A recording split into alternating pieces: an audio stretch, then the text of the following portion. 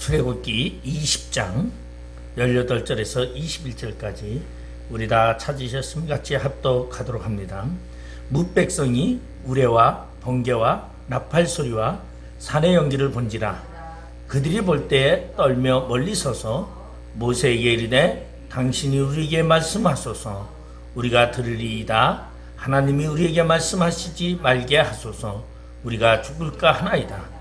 모세가 백성에게 이르되 두려워하지 말라. 하나님이 임하심은 너희를 시험하고 너희로 경외하여 범죄하지 않게 하려 하심이니라. 백성은 멀리 서 있고 모세는 하나님이 계신 흑암으로 가까이 가니라. 아멘. 오늘 우리가 하나님에 대해서 함께 생각해 보려고 합니다. 내가 가지고 있는 하나님의 이미지는 어떠한 이미지를 가지고 있습니까? 우리 성경에 다윗 왕이라는 왕이 나오는데 그 다윗과 같은 경우에는 자신을 돌보는 목자와 같은 그러한 이미지로 하나님을 표현하고 있습니다. 그런가 하면 또 어떤 사람은 하나님을 사랑이 많으신 아버지 같은 그러한 이미지를 갖고 있는 사람도 있습니다. 그러나 반면에 또한 하나님에 대해서 여러 가지 각자의 이미지가 분명히 자기 체험에 따라서 달라지고 있습니다. 병을 고치시는 하나님, 인자하신 하나님, 또한 두려움과 공포를 주는 그러한 어미의 하나님, 여러 가지로 볼 수 있는데 오늘 본문에서는 이스라엘 백성들이 경험한 하나님은 아주 무서운 하나님이었습니다. 이스라엘 백성들이 출애굽을 한 후에 시내산에 이르게 되었고 그리고 그 산 앞에 장막을 치게 됩니다. 그들이 애굽에서 출애굽한 지 3개월이 되는 해에 그들은 이 시내산 앞에서 장막을 치고 그리고 시내산을 바라보면서 하나님의 임재를 바라보고 있었습니다.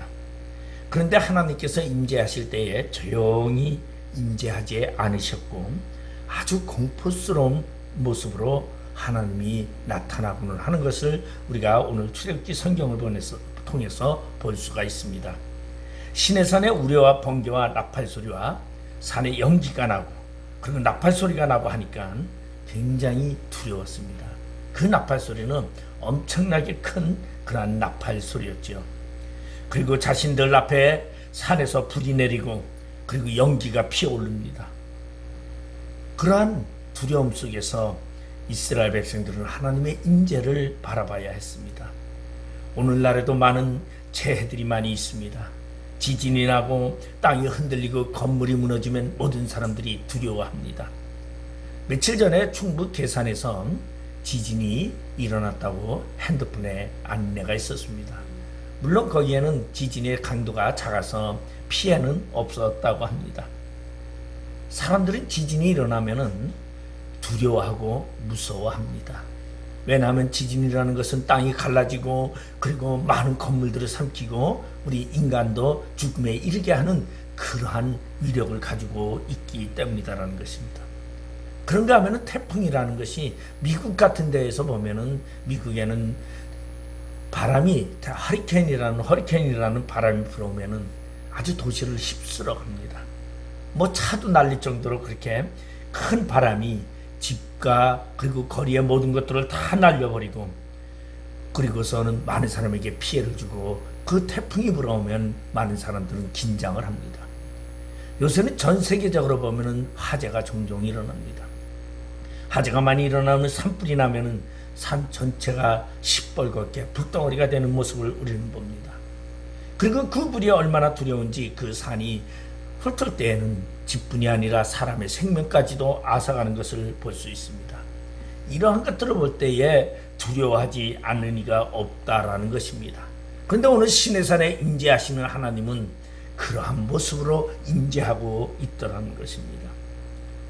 그러한 자연 환경도 무서운데 그들에게는 더 무서운 것이 뭐였냐면 하나님의 음성이었습니다. 신명기 5장 22절의 말씀을 보면 여호와께서 이 모든 말씀을 산이 불 가운데 구름 가운데 흑암 가운데에서 큰 음성으로 너희 총회에 이르셨다. 오늘도 보면은 하나님의 말씀이 임하는데 백성들이 얼마나 무서웠던지 모세에게 찾아가서 이렇게 말합니다. 하나님의 우리에게 임하지 말고 모세 당신만 하나님과 대화를 하고 그리고 당신이 하나님의 말씀을 가져다가 우리에게 전달해달라. 그 하나님의 음성을 그렇게 두렵게 보고 있습니다. 그 하나님이 말씀하실 때에 아마 산이 쩌렁쩌렁 울리고 온 천지가 진동했다고 성경은 표현하고 있습니다. 신명기 5장 6절 7절에 보면 나는 너를 애굽 땅 종되었던 집에서 인도하여 낸 내 하나님 여호와라. 나 외에는 다른 신들을 내게 두지 말지니라고 말하고 있습니다. 하나님은 이러한 말을 조용조용하게 그저 큰 소리로 들려오는 것이 아니라 우렁차고 천지가 진동하도록 이러한 계명을 말씀하셨다는 것입니다. 그러니 그 음성을 듣고 이스라엘의 백성의 장로들과 지파들과 지도자들은 모세에게 와서 간구를 합니다. 하나님이 우리에게 직접 말씀하지 말게 하시고 도대체 하나님이 나타나서 말씀하실 때마다 우리는 죽을 것 같습니다. 그러니 당신이 하나님께 가까이 가서 하나님이 하시는 말씀을 다 듣고 그 말씀을 받아서 우리에게 전해 주십시오. 그러면 우리가 듣고 행하겠다고 이스라엘의 많은 백성들은 이야기하고 있습니다. 하나님이 이스라엘 백성들에게 이처럼 두려운 존재로 나타나셨던 이유는 무엇일까요? 하나님은 이스라엘 백성들을 대신해서 대적들과 싸우시고 그리고 애굽에서 그들을 구원하셨던 그러한 하나님, 누구보다도 이스라엘 백성들을 사랑하시는 그 하나님이 이스라엘 백성들에게 나타날 때 이러한 무서운 모습으로 나타나신 이유는 무엇이라는 것이죠.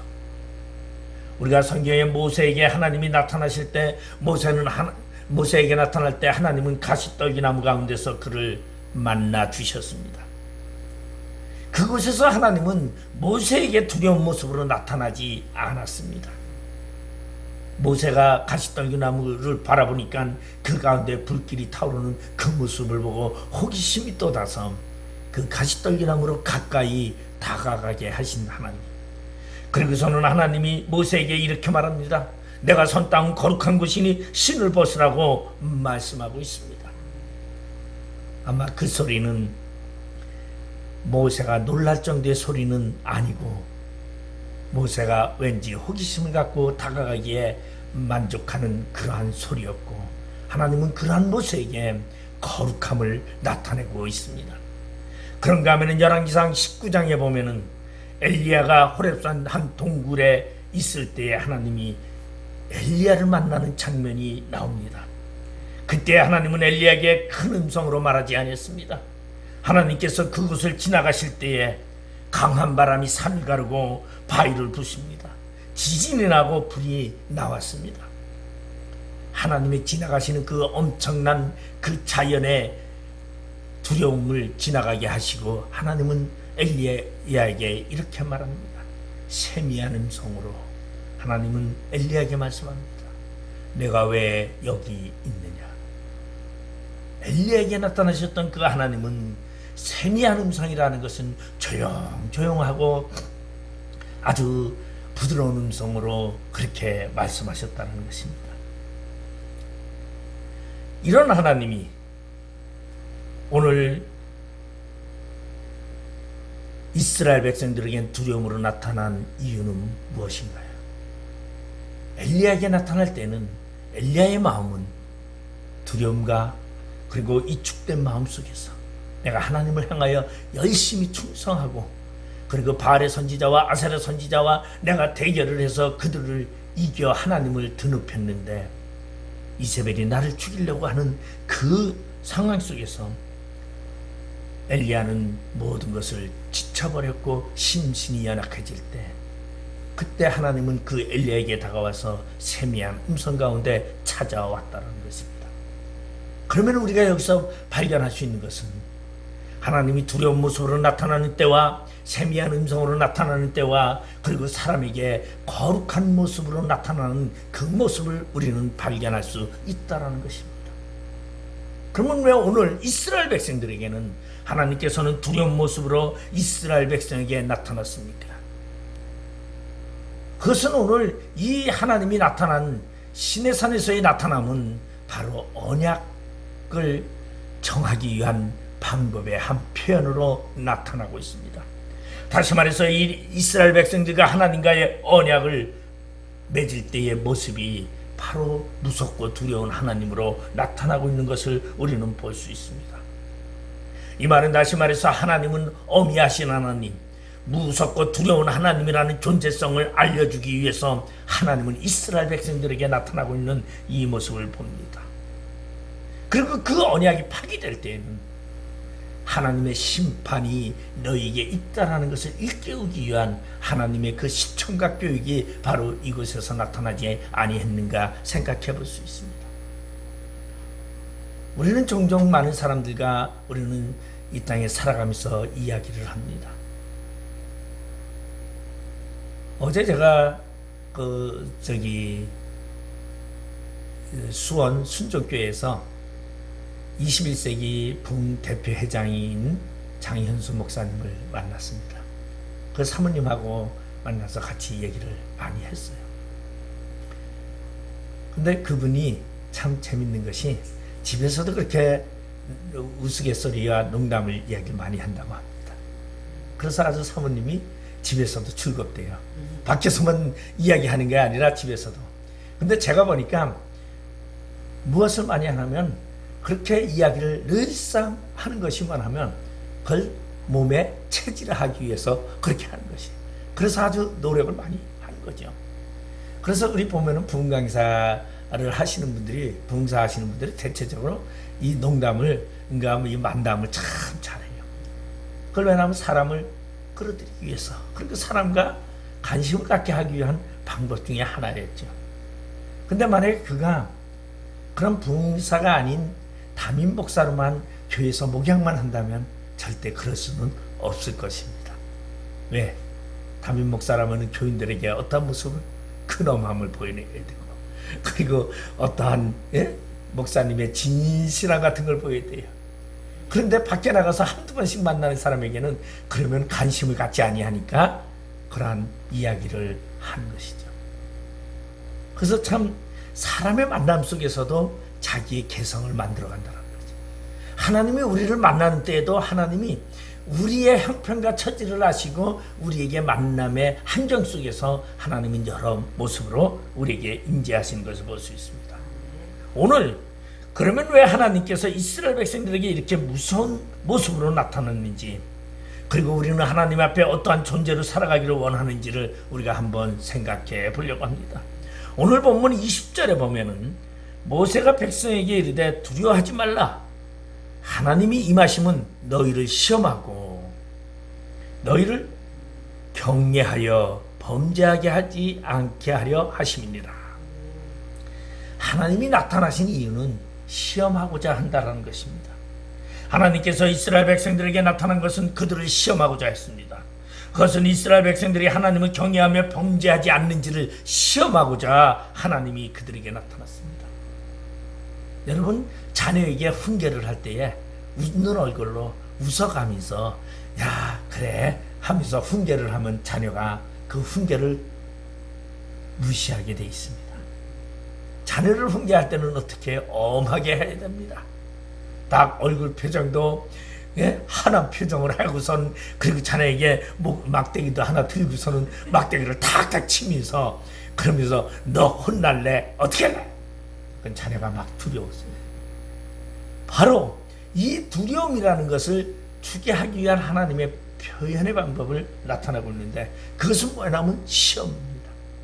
왜 너 이렇게 죄를 지면은 너 이런 엄하게 맞아, 너 이렇게 혼이나 하는 것을 가르쳐주기 위해서는 부모는 자녀에게 훈계를 할 때 엄한 표정으로, 그리고 무서운 표정으로 자녀에게 훈계하는 것처럼, 오늘 이스라엘 백성과 언약을 맺는 그 하나님은 오늘 그들을 시험하고자 이렇게 하나님이 나타나셨다고 말하고 있습니다. 먼저 이스라엘 백성들에게 광야 생활을 통해서 하나님께서 시험하시는 것은 이스라엘 백성들이 하나님을 경외하는지를 알아보기 위한 것이었다고 말하고 있습니다. 하나님께서 그들에게 원하시는 것은 하나님을 경외하는 것이었습니다. 하나님을 지극히 존귀한 분으로 알고 그분에 대해서 두려워하는 마음이 있기를 원하셨습니다. 우리가 하나님을 진정으로 경외하기 위해서는 하나님만이 내 인생의 주권을 가지신 전능하신 참신이라는 믿음이 있을 때만 가능하다는 것입니다. 그렇지 않으면 하나님을 경외할 수 없다는 것입니다. 오늘 우리는 이스라엘 백성들이 출애굽을 할 때에 애굽의 왕 파라오가 하나님을 경외하지 아니하고 하나님의 주권에 도전하는 것을 이스라엘 백성들은 이미 경험을 하고 우리는 성경을 통해서 알고 있습니다. 하나님께서 바로에게 하나님의 백성 이스라엘을 애굽에서 내보내라고 말할 때에 바로는 이를 거절을 합니다. 그리고 하나님께서는 그 애굽의 땅에 파라오에게 하나님의 재앙을 보내서 하나님의 능력을 보입니다. 그래도 파로의 마음은 더욱 굳어져서 이스라엘 백성을 내보내지 않았다고 합니다. 왜? 하나님께서 바로에게 있어서 경외의 대상이 하나님이 아님을 알기 때문에 하나님을 경외하는 자는 바로 자신이 하나님을 경외하는 자임을 알게 하기 위한 그러한 계획이었다는 것입니다. 만약에 10가지 재앙이 애굽에서 없었다면 이스라엘 백성들은 출애굽한 이후에 하나님을 하찮은 존재로 알 수밖에 없었을 것입니다. 그들은 애굽에서 우리가 섬기는 그 하나님이 이미 어떠한 하나님, 능력의 하나님이요, 그리고 이 세상에서 그 어떠한 것도 하나님의 존재성을 능가할 수 있는 신이 없음을 그들에게 보여주고, 그리고서는 이스라엘 백성들을 강야에 이끌어내신 하나님은 그들 가운데 엄한 표정으로 임재하고 계신다는 것입니다. 하나님은 모세를 통해서 바로에게 말씀하기를, 히브리 사람의 하나님 여호와께서 나를 왕에게 보내어 이르시되 내 백성을 보내라. 그러면 그들이 강야에서 나를 섬길 것이니라고 그렇게 말씀하고 있습니다. 하나님이 스스로 히브리 사람의 하나님이라고 말씀하고 있습니다. 여러분, 애굽의 왕은 그들의 신인, 그들의 아가피라는 신도 있고 그들에게 루소라는 신도 있고 그들의 신들이 있습니다. 근데 히브리인의 신이라는 것은 하찮은 존재의 신이죠. 왜냐하면 자기가 다스리고 자기가 노예로 부려먹는 그 히브리인들의 신인 여호와를 말할 때에, 히브리인의 신이라고 말할 때 바로는 하찮은 존재로 여길 수밖에 없었습니다. 그리고 히브리인들의 신이었던 그 하나님을 바로는 아주 우습게 생각할 수밖에 없었습니다. 인식의 차이가 굉장히 중요하다는 것입니다.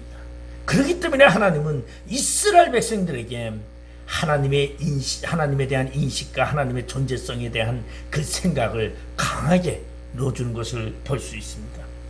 여러분의 삶 속에서, 여러분의 신앙생활에서, 여러분의 믿음 생활 속에서 여러분은 하나님의 존재성을 어떻게 생각하고 있습니까? 그저 그냥 하찮은 존재의 하나님으로 생각하고 있습니까? 분명한 것은 하나님은 오늘 시험하고자 두렵게 나타났다는 것이에요. 그래서 하나님은 무서운 하나님도 되지만 우리에게 자비롭고 사랑스럽고 그리고 인내하신 하나님도 표현되고 있습니다. 아버지가 자녀에게 표현하는 것처럼 똑같이 다가오고 있다는 것입니다. 자녀가 잘못하면 아버지는 험한 모습으로 자식에게 대합니다. 자녀가 잘하고 그러면 아버지는 밝고 웃는 얼굴로 칭찬하는 모습으로 다가온다는 것입니다. 오늘 바로 하나님은 이스라엘 백성들에게 시험하기 위하여 그들에게 무서운 모습으로 오늘 다가오고 있습니다. 애굽의 바로는 하나님이 자신이 노예로 부리고 있는 그러한 히브리 사람들의 섬기는 그러한 신이었기 때문에 바로는 무섭게 하찮게 생각을 합니다. 이스라엘 백성들은 바로의 그 모습을 바라보면서 자신의 하나님인 여호와가 어떻게 바로에게 행하고 있는지를 분명히 그 경험을 통해서 오늘 그들은 하나님의 존재성을 알게 됩니다. 10가지 재앙을 통해서 바로가 자신의 장자인 아들을 잃어버리면서 두 손 드는 모습을 그들은 발견하게 됩니다. 우리 하나님은 대적을 물리치시고 그리고 모든 원수에게 엄하게 하시는 그 하나님은 우리가 잘못했을 때도 우리에게 엄하게 대하시는 그 하나님임을 알게 하셨다는 것입니다. 여러분, 우리가 살아가면서 하나님이 두렵고 무섭고 떨리는 때가 있습니까? 아니면 하나님이 언제나 나에게 기쁨이 되고 즐거움이 되고 언제나 하나님이 나에게 존재성에서 굉장히 기쁠 때가 있습니까? 바로 이것은 어디에서 나타나냐면 나의 심령의 상태 속에서 다가오시는 하나님을 발견할 수 있다는 것입니다. 하나님을 경외하는 삶을 살아가기 위해서는 이 세상에 큰 능력을 가진 존재들이 많이 있지만 하나님은 결국은 이 세상의 그 어떠한 것보다 큰 존재요, 창조주요, 그리고 이 세상을 다스리는 자임을 믿게 하기 위한 하나님의 방법, 그것이 바로 이스라엘 백성들에게 두렵게 나타나면서 이스라엘 백성들에게 하나님의 존재성을 알리기 위하고 그리고 하나님께서 시험하기 위함이었다라는 것을 말해주고 있습니다. 여러분, 아론은 금송아지를 만들어서 이스라엘 백성들에게 나누어주며 이것이 하나님이라고 이야기를 합니다. 모세가 시내산에 올라가 40주야가 돼도 내려오지 않자 이스라엘의 백성들은 아론에게 찾아가 모세가 죽었다고 하며 어떻게 할 것이냐고 할 때 아론은 금송아지를 만들어 그들에게 주었고 그리고 이스라엘 백성들은 자신이 원하는 때에 그러한 금송아지를 가지고 춤을 추지만 그들은 곧 하나님의 진노를 받아 전부 못 살아는 그러한 모습을 발견합니다. 바로 여기에 하나님의 무서움이 나타나고 있습니다. 그러면 하나님이 시험하기 위한 그러한 모습이 나타나고 있습니다. 우리의 생활 속에서도 하나님은 오늘 우리에게 임재하시는데 시험하기 위해서 임재하시는 그 하나님을 우리는 발견해야 됩니다. 그때 그들은 어떻게 생각했습니까? 그들은 금송아지가 자신의 신이라고 생각했던 그들은 애굽으로 돌아가기를 원했습니다. 그리고 애굽으로 돌아가자라고 이야기하며 애굽을 통병하였습니다. 절대적인 하나님을 경외하며 하나님을 바라는 그런 모습이 되어야 되는데 우리에겐 조금만 틈이 나면 과거를 회상하는 것이 인간의 생각이라는 것이. 과거 자기가 고생하고 힘들었던 그러한 삶 속에서도요, 인간은 지금의 삶이 힘들면 과거보다도 더 힘들지도 않아야 하는데 과거가 좋았다고 생각하는 것이 우리 인간의 생각이라는 것입니다. 그래서 이 이스라엘 백성들은 광야에서 애굽으로 돌아가고자 했던 것이에요. 그러한 생각을 없게 하기 위한 하나님의 절대적인 두려움, 그것이 바로 하나님이 오늘 그들에게 나타나면서 두렵게 나타나는 모습의 하나라는 것입니다. 여러분 부모님이 굉장히 엄하다고 생각한다면, 내가 잘못하면 굉장히 엄하다고 생각한다면 여러분 잘못을 할 때에 하나님을 두려워할 수밖에 없어요. 저는 과거에 자라면서 하나님이 온통 무서운 하나님이었습니다.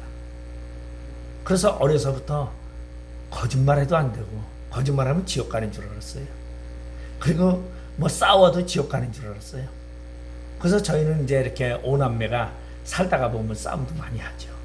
딱 싸우면 뭐라고 하냐면 저희 어머니가 딱 불러요. 그 불러서 딱 앉혀놓고 그리고 예배를 드립니다.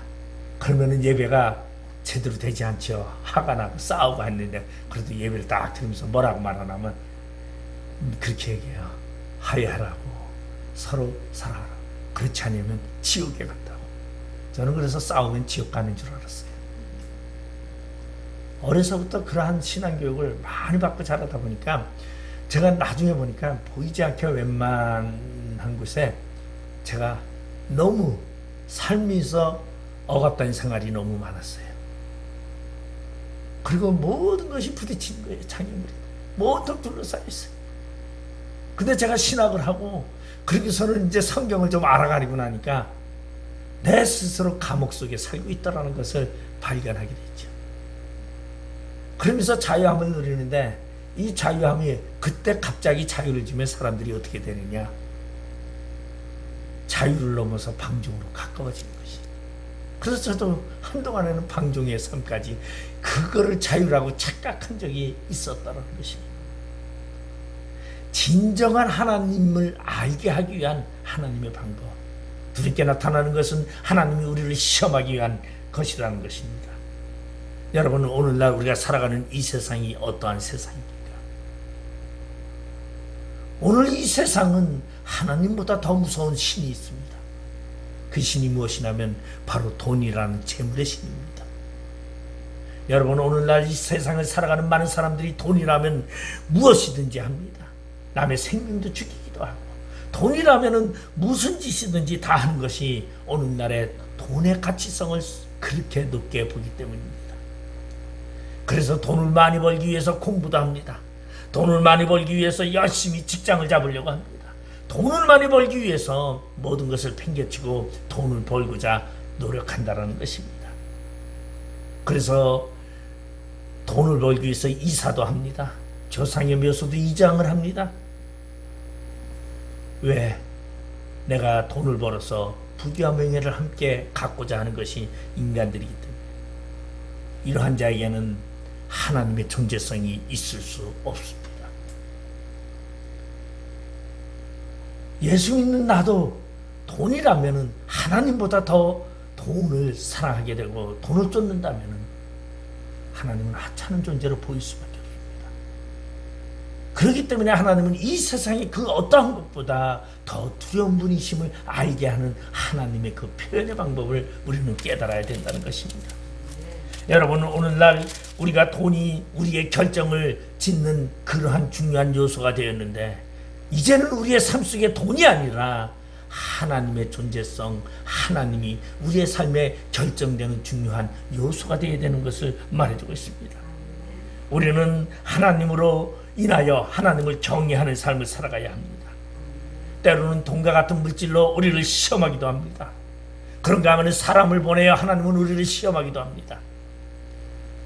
여러분, 하나님의 테스트를 받을 때 그것을 통과할 수 있는지, 물질과 사람을 통하여 오늘날 우리를 시험하고 계시는 그 하나님,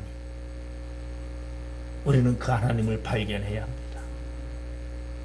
돈과 사람을 이겨낼 수 있는 그 하나님, 우리는 그런 것을 갖기 위해서 오늘 하나님의 인재를 우리는 발견하고, 그리고 돈에 넘어지면은 내가 지옥 형벌에 빠질 수밖에 없고, 그리고 사람에게 넘어지면은 내가 하나님의 거룩한 나라에 들어갈 수 없는 그러한 것을 우리는 깨달아야 된다는 것입니다. 두 번째로, 오늘 범죄하지 않게 하기 위해서 하나님은 두려운 모습으로 우리에게 나타나고 있습니다. 그래서 20절에 보면은 하나님이 임하시면 너희를 시험하고 너희를 경외하게 하며 범죄하지 않게 하려 하심이라. 왜 하나님이 그렇게 무섭게 우리에게 나타나고 있느냐? 범죄하지 않게 하기 위해서. 여러분, 아버지가 자녀에게 맨날 야, 너 괜찮아, 너 나쁜 짓 해도 괜찮아, 맨날 그렇게 얘기한다면 그 아이는 나쁜 자가 될 수밖에 없어요. 우리 어떠한 이렇게 이야기가 하나 있는데, 수용소에서 이 사형장이 끌려가는 아들, 이 아들이 어려서부터 어머니가 남의 집에 가서 아들이 무엇을 훔쳐오면 잘했다 칭찬을 합니다.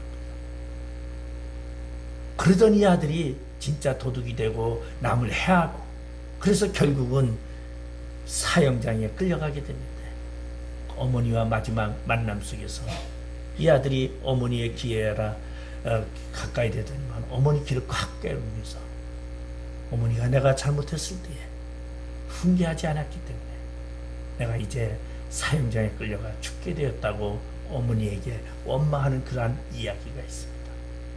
하나님은 우리를 범죄하지 않게 하기 위해서 하나님은 두려운 모습으로 오늘 이스라엘 백성들에게 임재했던 것처럼 우리에게 다가오신다는 것입니다. 하나님의 계명을 어기고 하나님의 뜻을 어기면 어떠한 무서운 일이 일어나는지 그것을 알려주기 위한 하나님의 계획이었다는 것입니다. 여러분, 창세기 22장에 보면 하나님께서 아브라함을 부르시는데 그 이유는 그를 시험하기 위한 것이었습니다. 하나님이 아브라함을 부르시면서 마지막으로 시험하여 그가 나를 경외하는지 알아보고자 너의 아들 이삭을 잡아서 각을 떠서 나에게 제물로 바치라고 이야기를 합니다. 자기 아들을 죽여서 각을 떠 하나님께 바친다라는 것은, 그리고 불로 태워 죽인다라는 것은 엄청난 시련입니다. 아브라함은 하나님의 말씀대로 그대로 순종했습니다. 그리고 아브라함, 하나님은 그의 순종을 보시고 자신의 말씀을 따르는 그 아브라함을 보시고 이제야 내가 너가 나를 경외하는 줄 아노라고 이야기하십니다. 그리고 그에게 복을 주시는 하나님의 모습을 우리는 발견할 수 있습니다. 오늘 하나님이 우리에게 임재하실 때에는 범죄하게 하지 않게 하기 위한 하나님의 방법이 그 속에 있다는 것을 우리는 생각해야 합니다. 여기서 범죄는 하나님 제일주의를 살아가는 거죠. 세상을 쫓는 것이 아니라 하나님을 위하는 삶이 우리 안에 있어야 됩니다. 세 번째로는 오늘 20절에 보니까 너희로 경외하여, 하나님을 경외하기 위한 것입니다. 하나님을 경외하면서 살아가라고 하나님은 이스라엘 백성들에게 두려움 가운데 임재하셨다는 것입니다. 사도행전 2장에 보면 오순절 날에 마가의 다락방에 모여있는 사람들이 모여 기도할 때에 하늘에서 성령이 임하게 되면서 교회가 세워지게 됩니다. 오늘날의 교회지요. 성령이 주시는 은혜는 바로 교회를 성장하게 했습니다. 그리고 그 오순절의 이 사건은 믿는 사람을 날마다 더하게 했고, 그리고 많은 사람들이 예수 앞에 나오게 했습니다.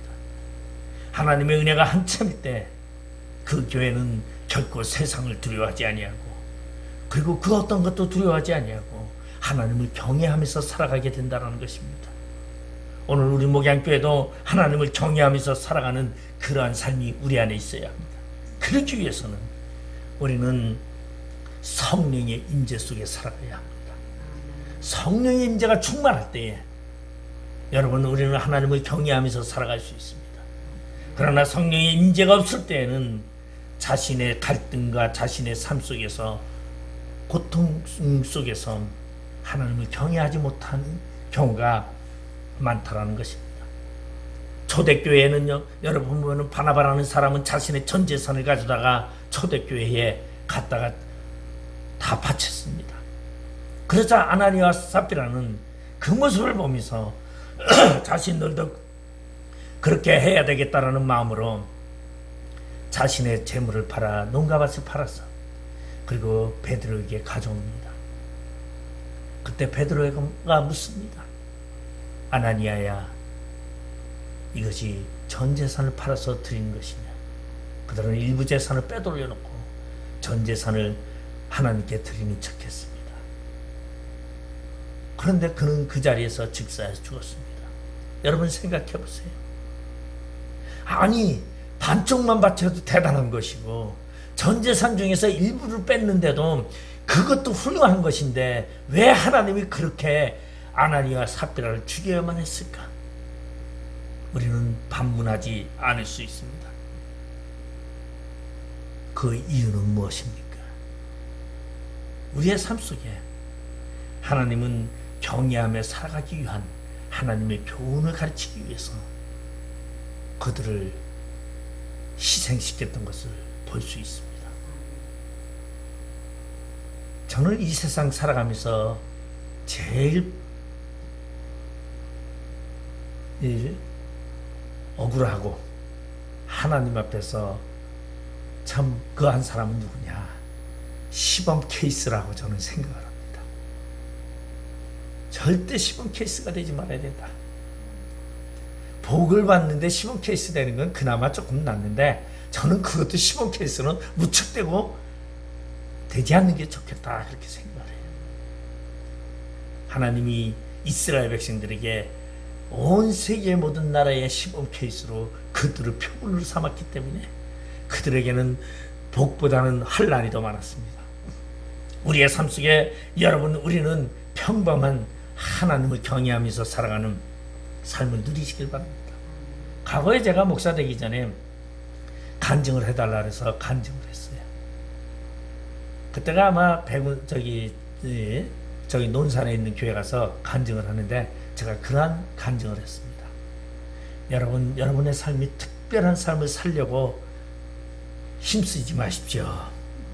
여러분, 평범한 삶이 가장 행복한 삶입니다. 제가 이러한 간증을 했습니다.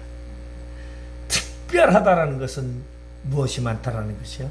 나를 만지는 것이 많다는 얘기입니다. 평범하다는 것은요, 만짐이 적은 거죠. 근데 만짐이 많다는 것은 그만큼 뭐가 많아요? 제가 어제 장 목사님이랑 얘기하면서 제가 그 얘기를 했어요. 저는 참 하나님이 아주 너무 만지는 게 저한테 너무 많다. 제가 그런 얘기를 했어요. 그러니까 이 만짐이라는 것은 뭐 좋은 것도 많지만 죄에 대한 것도 있지만 그보다도 뭐냐면은 피할 길도 하나님이 다 만들어 주시고 그런 것을 너무 많이 체험을 했어요. 그러다 보니까 저는 절대 하나님 손바닥 안에 있는 것이 우리의 인생이다. 저는 그렇게 생각을 하고 있습니다. 그러니까 뭐 하느냐, 손바닥 바깥을 벗어날 생각 말고 그 안에서 자유를 누리자. 그 안에서 신나게 우리가 삶을 살자라는 것입니다. 그것이 행복이라는 것입니다. 오늘 하나님을 경외하면서 살아가시길 바랍니다. 그것이 진정으로 하나님의 임재를 통하여 얻어지는 우리의 삶이라는 것입니다. 사도행전 5장 11절에 보면 온 교회와 이 일을 듣는 사람들이 다 크게 두려워하였다. 아나니아 삽비라 사건을 통해서 두려워했다는 것입니다. 그렇기 때문에 그때의 초대교회에 규율이 잡혔고 교회가 세워지게 되었고 그리고 그들이 하나님을 경외하게 되었다는 것입니다. 우리는 몸을 죽여도 영혼은 능히 죽이지 못하는 자들을 두려워하지 말고 오직 몸과 영혼을 능히 지옥에 멸하시는 자를 두려워하라고 하시는 이 말씀대로 오늘 하나님을 의지하고 경외하고 하나님을 바라보는 귀한 우리의 신앙의 삶이 있기를 주님의 이름으로 축원드리겠습니다. 기도하시겠습니다. 아버지 하나님, 은혜를 감사드립니다. 오늘 시내산에서 이스라엘 백성들에게 나타나셨던 그 하나님, 온 백성들은 두려워 떨며 무서워하였지만 하나님은 그 백성들에게 언약을 주시며 복을 주시기 위한 하나님의 계획을 표현하고 있습니다. 혹시 우리의 삶 가운데 여러분 두렵고 떨림이 있다면 우리 하나님을 발견하시고 그리고 하나님 은혜 안에서 감사하며 찬양하며 살아가는 우리의 삶이 되게 하여 주시옵소서. 예수님의 이름으로 기도드리옵나이다. 아멘.